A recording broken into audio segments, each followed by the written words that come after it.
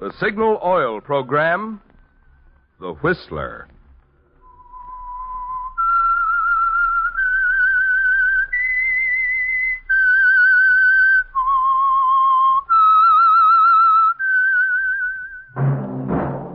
That whistle is your signal for the Signal Oil Program, The Whistler.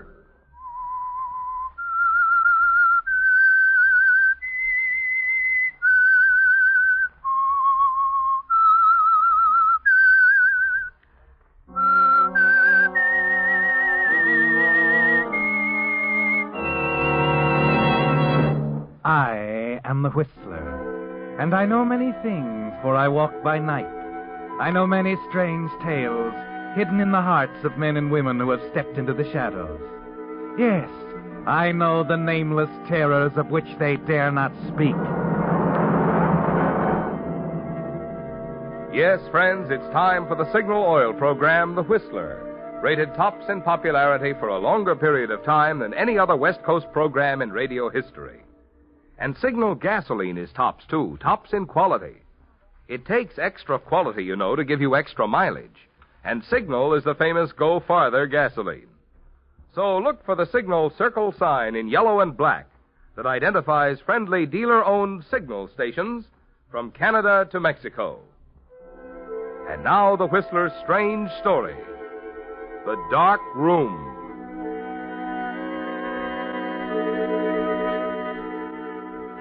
Moving around the crowded dance floor, holding Anne close to him, Stephen Lacey discovered that at last he was beginning to relax. The trial, the war of words waged with the district attorney, the final unexpected victory, and the excitement afterwards had been almost too much for him. He was grateful that it was over now and hoped that with Anne's help he could somehow set things right again. Someday be welcome at parties like this. What is it, Steve? What are you thinking? About your uncle. How he must feel about me. Impressed, I'm sure. Everybody else in that courtroom was. But he was so determined. What of it? A district attorney can't win every case he prosecutes, even if he is my uncle. He was so convinced Sean Fenton was guilty. And you were just as convinced he wasn't. And that's what public defenders are for, and... Oh, please, Counselor. Worry about someone else for a while, will you? I'm sorry, Anne. Now, if he weren't your uncle... Oh, Stevie isn't even thinking about the case. Too many other things on his mind. You know why he's giving this party, don't you? He's running for governor. Governor? I had no idea. Yes, he's announcing his candidacy tonight. Oh, there he is now. Uncle Frank! Uncle Frank! Yes? Oh, Anne, everything all right? Good evening, Mr. Keniston. Lacey? Why, everything's wonderful. We just wanted to wish you luck on your speech tonight, Uncle Frank. Lacey, I'd like to talk to you for a minute. To me? Of course.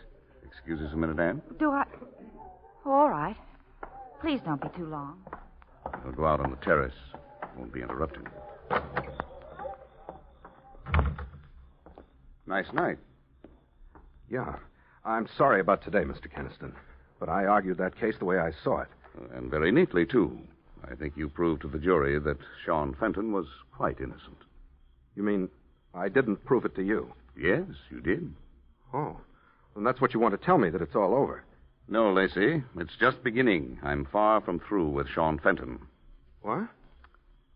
Lacey, you're new to this business. I don't think you've learned that there's often more to a case than just what's being presented. I don't follow you. Fenton has a past record. Served time twice for embezzlement and I know forgery. all about that, but it's a past record. You proved he was clean on this last count. But I know the man's a menace to society, and I'm going to put him behind bars. I see. Matter of fact, I got an anonymous call tonight. Somebody who suggested that we look up a man in Seattle. A fellow named Josh Hogue. What about him? Well, Hogue wants to talk for some reason. Tell us some things we ought to know about Sean Fenton. Some things that might prove a lot more important than a forgery charge. Mr. Keniston, are you telling me you'd put any stock in an anonymous telephone call? Well, I'm telling you things I think you ought to know for your own good and my niece's. I happen to believe this tip. I'm sending a man to Seattle first thing in the morning. I'll bet you do. To make yourself look good. And what do you mean by that? You're right, Mr. Keniston. I am new in this business. But not so new that I can't smell cheap publicity for a political campaign. Why, you ungrateful. Must have been a big disappointment. On the night you announced your candidacy, the papers couldn't also say you just won another case. Why, you'll be sorry you said that. Because I upset your apple cart? Well, you're not through. You're going to fight the case in the papers. Scrape up a... Uncle Frank. Go inside, Anne. We're talking. No, you're not. You're quarreling. Steve, I want It's you to... all right, Anne. We can settle this if you'll only go in... No, don't stay, Steve. It won't settle anything. Anne. I want you to go, Steve, right now. Please. But... All right, I'll go. Good night, Anne. I'll call you tomorrow.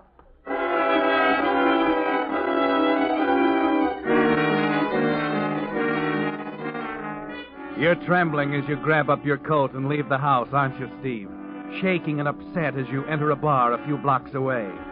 And instead of your own reflection in the big mirror in front of you, it's Frank Keniston's, smiling that cold, selfish smile. And then you see something that adds to your hatred of Keniston. A man in a worn striped suit. A friendly-looking man whose innocence you proved in a courtroom today. He hurries forward instantly to clasp your hand. Mr. Lacey, Counselor, I was hoping you'd stop by. Buy you a drink, huh? Buy you a drink? No, thanks, Sean. I've had a drink. Oh, what's doing? What's doing? You should ask that, eh, Counselor? I'm celebrating. See, the table there? I've got friends. Sure, huh? sure you have. Come on, meet them. No, another time. No, not another time, Counselor. Now, when the mood is right, huh? When you've just won. I'm not at all sure I have one. Huh? We satisfied a jury today, Sean. We didn't satisfy Frank Keniston. He's going to keep digging, find something else. But there isn't anything else. I've done nothing. Besides, with you on my The side... facts were on your side, Sean. If they hadn't been, I wouldn't have gone along. That's right. He's just got it in for me, Counselor, like always. Sean, how's Josh Hogue? Who? You've some friends in Seattle, haven't you? Seattle? No. What are you getting at, Counselor? I've never been in Seattle. So I knew it. He's trying to dig up something on you to help his campaign. Forget it, Counselor. I'd like I'm to not get back afraid. there and really now, wait show a him. minute, Counselor. You can't go anywhere like this. Whatever it is, stop it. Put it out of your mind. It's not so easy. Keniston claims he got a phone tip from someone in Seattle tonight. He's threatening to use it against you. But the case is over. He can. Oh, look, Counselor, there's no need to worry. Let's forget it. Come on now, stay with me. Meet my friends, huh? I don't Let know. me buy you that drink, huh? My privilege. And we'll talk about other things. Bartender, Dave. Yeah. Fix the drinks, huh? Drinks for everyone.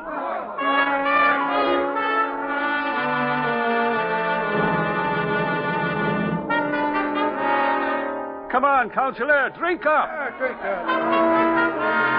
Any friend of Sean's is a friend of mine. I'm buying, Counselor. Around again, bartender, around again.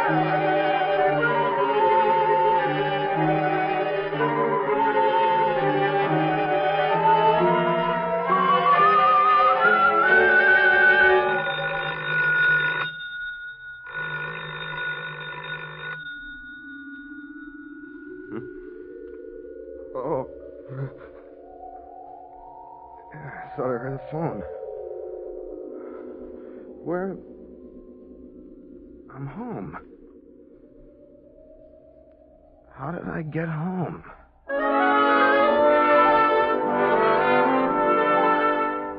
Yes, Steve. You sink back, surprised to find yourself lying half-dressed in your own bed. For a few moments, you stare up at the ceiling, unable to remember anything. Then, as you doze off, you have a vague impression of walking into a darkened room, of sharp words, a struggle. Who was it? But before you can remember anything more... Oh, it's the phone again. You get to your feet, walk painfully across the room to the phone, catching a glimpse of yourself in the mirror. There's a cut over one eye and a red welt across the back of one hand. Yes. Steve, it's Anne. I've been trying to get you. Anne? I've got to see you right away. Steve, they found Uncle Frank. Found him? In his study this morning. He was murdered sometime around 3 o'clock.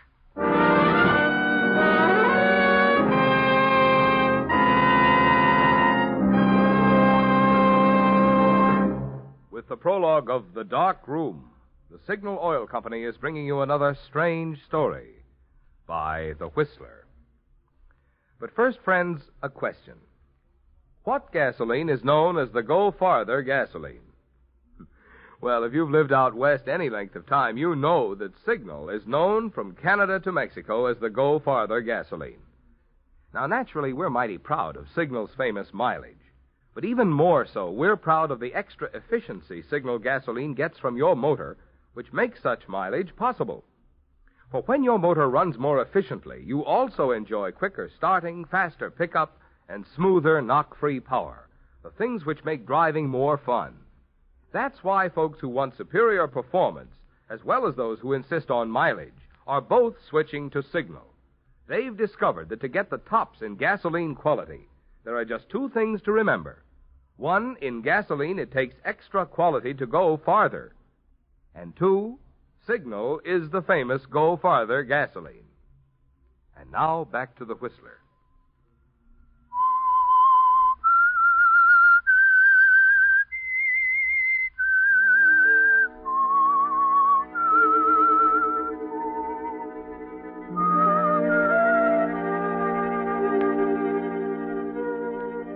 It's coming back to you, isn't it, Steve? As you stand at the telephone there, listening to Anne. You remember the quarrel with District Attorney Frank Keniston, the party with Sean and his friends, then awakening in your own room. And suddenly the terrible nightmare returns. Again you recall walking into that darkened room, and now it seems to be Frank Keniston's study and the man with whom you struggled. Steve! Steve, what's wrong, Steve? You hang up on Anne, abruptly, afraid to talk to her, to see her until you find out for sure. You do your best, taking care of your cut face, the bruised hand, then dress and go downstairs to talk with Mrs. Everett, the apartment house manager. There are a few things you must know, Steve, answers you might have to have for the police. Why, yes, I heard you come in, Mr. Lacey, a little after midnight. Midnight? You're sure of the time? Oh, quite sure. You see, I'd been to a bar. Oh, I knew that, Mr. Lacey. You were not exactly quiet coming in. I'm sorry. There was a little celebration after the trial. Oh, you don't have to apologize, Mr. Lacey. Nice to know you're human. You're so quiet and reserved. You're certain it was me that you heard, Mrs. Everett? Oh, yes. You woke me up. My apartment being right under the stairs here. Yes, I'm sorry. And then when you came down, I opened the door to see if you were all right. I came back down? Yes, and went out again. No. I didn't hear you come in the second time. You must have been feeling a little better. Mrs. Everett, did you actually see me going out? Oh, absolutely. You were wearing that checked overcoat of yours. Just going through the front door as I glanced out. My coat. Where is... I must have left it someplace.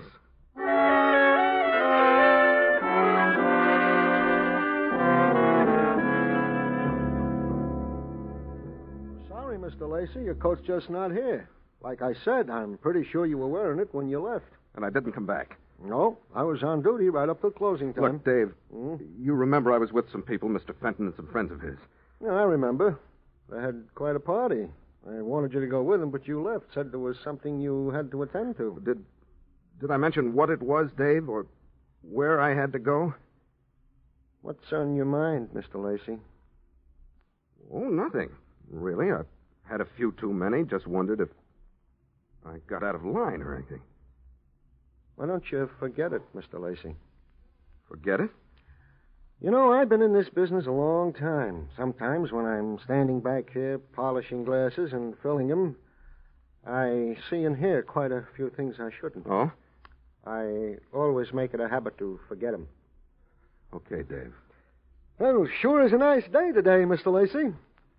Dave. Yes, Mr. Lacey?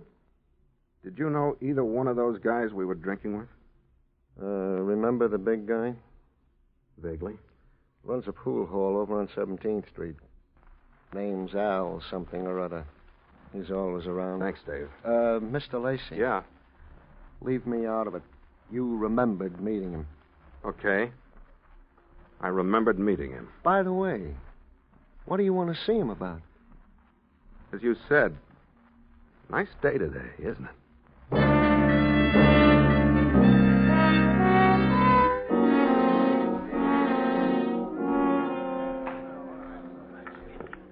to rack up, buddy? No, thanks.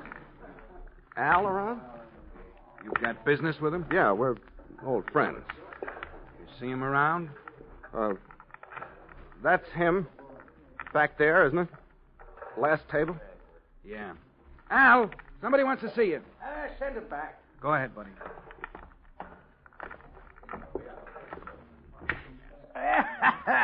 That takes you, Joey.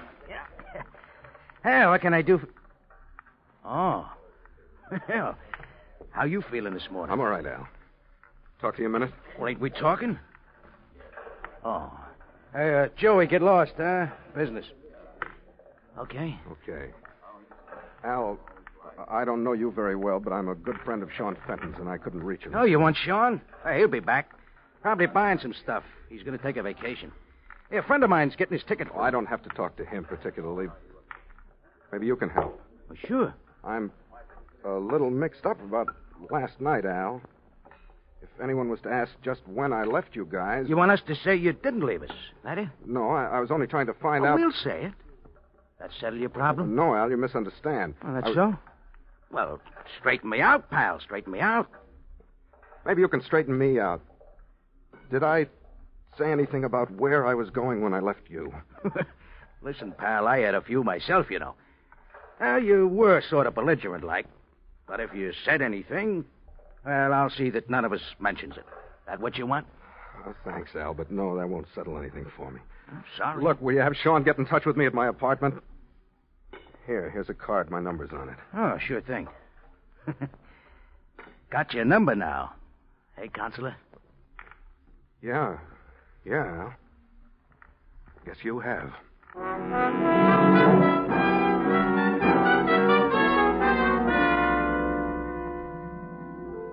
You find your overcoat, Mr. Lacey? No, Mrs. Everett. Sorry to trouble you again, but... Well, now I've misplaced my keys. Or left them in the apartment. Locked out, Mr. Lacey. Well, this is your day. I'll get you another one. Thanks. Anybody around asking for me? Your young lady called. Oh? Seemed awfully upset.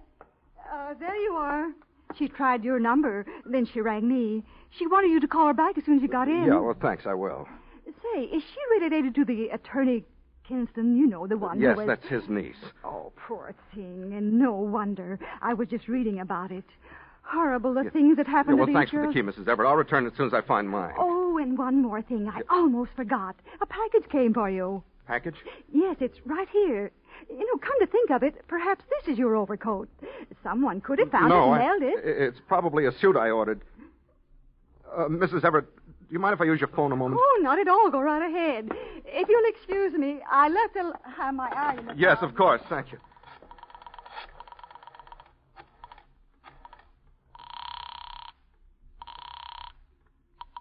Hello? Anne? Steve, where have you been? I've been trying to get you. I know. Anne, I got the package. Your coat? Then you did send it. Darling, Let me do the talking. There isn't much time. Somebody might hear. I want to meet you in about an hour. Drive your car out to the 27th Avenue entrance of North Park. When I drive by, follow me. We'll find someplace where we can talk. All right, Steve. I'll leave right away. No, I've got something to do first, and I might want to get in touch with you. Stay there until I call again. Yes. Anne, Yes, Steve? don't talk to anyone until I've seen you. All right, darling. I understand. Bye. Yes.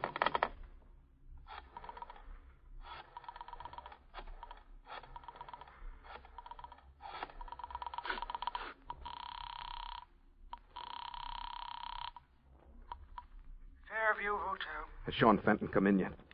Fenton? Yeah, he's back. Want him? No, I'll be right over.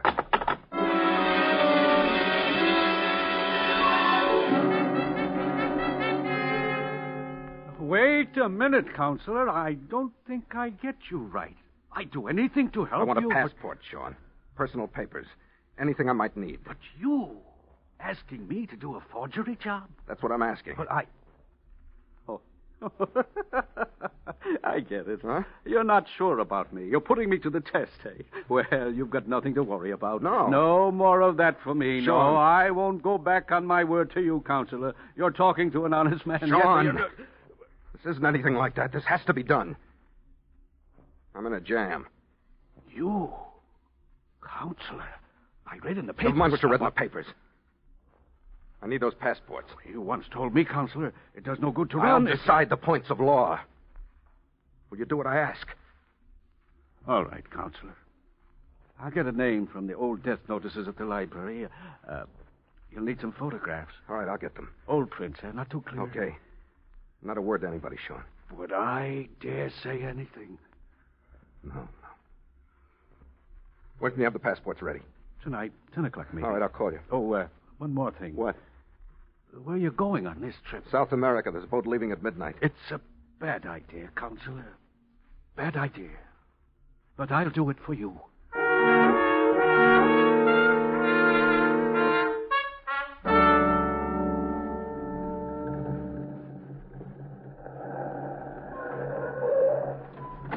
Man, over here. Steve. Oh. Get in. We're driving. Oh, Steve. The coat. What about it? It was in the study. Right close to... Did you discover the body? No, one of the servants. They notified me. They hadn't seen the coat. I got it out of the room and hid it. Anne. Steve, I've got to know, did you... I don't remember anything. I did threaten to go back. You found my coat. What other answer is there? Oh, Steve, what are we going to do? We're not going to do anything. I'm going to take you back to your car, and you're going to forget this. Forget me. Forget it ever happened. I can't, Steve. You know that. I can't. It's bad enough that I'm in it. I can't let you. Oh, Steve. Steve, darling.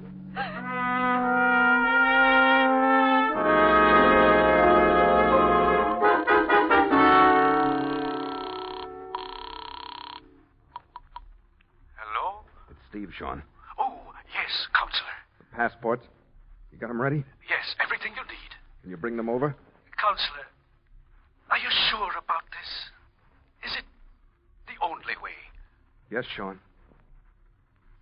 It's the only way.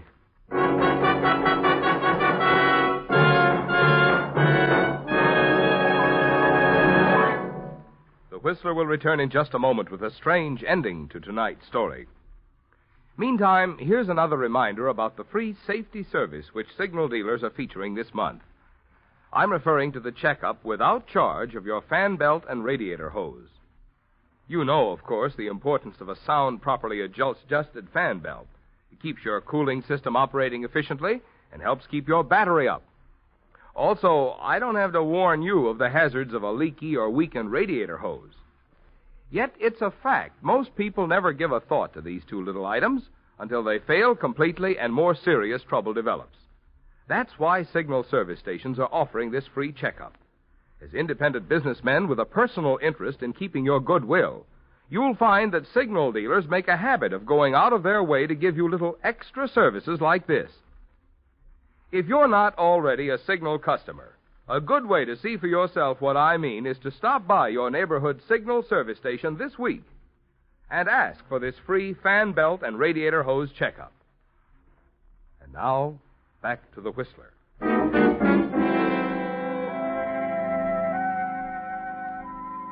It's over now, isn't it, Steve?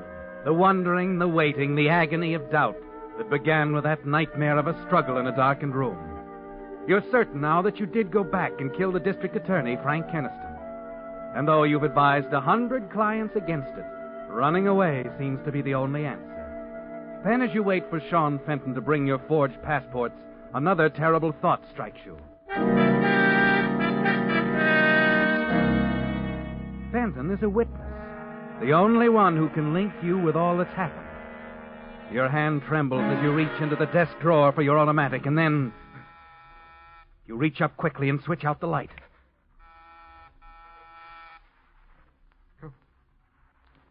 Come in.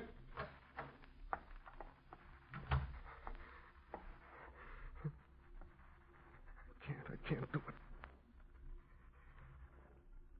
All right, Sean, you can put the passports on the table there. It isn't Sean, Steve. Anne! You little fool. Steve, since this afternoon I've been thinking. It isn't right. I know what couldn't I'm let doing, Anne. Believe me, I know what I'm doing. Do you? You've got to get out of here. Someone's coming. You're running away, aren't you, Steve? Your suitcase is all packed. Your overcoat on the chair. And you've got to get... Steve, someone... Wait a minute. Who is it? It's me, Counselor. Open up. Sean Fenton. Yes. Just stay where you are. Forget anything you might hear. All right, Sean. Okay, Counselor. I don't like this coming around. Who's this? Never mind. Have you got the passports? The passports, Counselor? Well, Look, I tell you, she's all right. Where are the papers? I've got them here. They're pretty good. All right, let me see them under the light. Move my overcoat. Bring up that chair. All right, Counselor. What? Sean. What's the matter? I said to move my coat. Yeah. I'll move it. What? Wait. My keys. My missing keys. They fell out of the pocket. They were in my coat all the time. But, Steve, if they were in your coat, how did you get back in your room last night? I couldn't have without breaking down the door. And the landlady didn't hear me come back. Maybe I didn't go out again at all. Counselor, it's late. Wait. Wait a minute, Sean. Yes, Counselor? Where did you go after I left you last night? Why, I was with Al. I mean, after you left Al. Steve, do you think... You came here, Sean.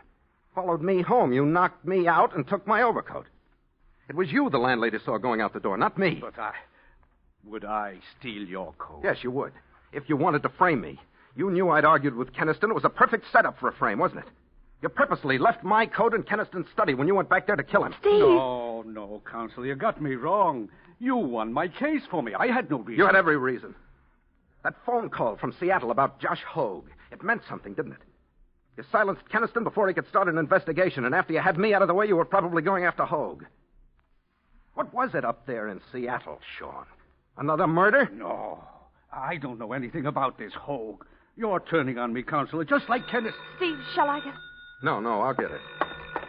Yes. Yes, he's here. No, I'll give him the message. Okay, thanks. Yes, I'll tell him. That was your friend, Al, Sean. He wanted me to tell you he managed to get those airplane tickets for your vacation in Seattle. No, don't move. Keniston was right about you from the beginning. He said you belonged behind bars, and that's where you're going. Except that when your murder trial is over, it won't be for long, Sean. Not for very long.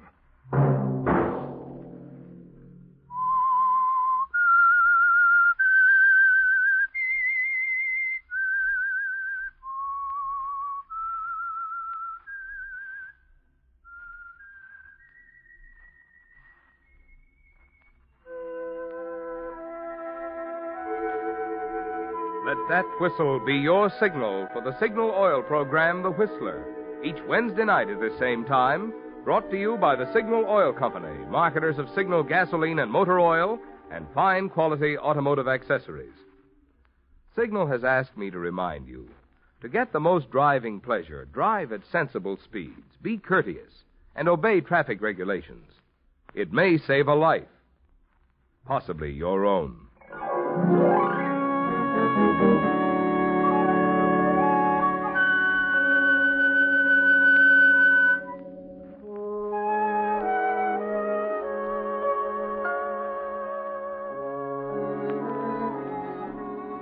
Featured in tonight's story were Elliot Lewis and Francis Robinson. The Whistler was produced by George W. Allen with story by Joel Malone and music by Wilbur Hatch, and was transmitted to our troops overseas by the Armed Forces Radio Service. Next Wednesday, for a full hour of mystery over most of these stations, tune in a half hour earlier. Enjoy The Saint as well as The Whistler. This is Marvin Miller speaking.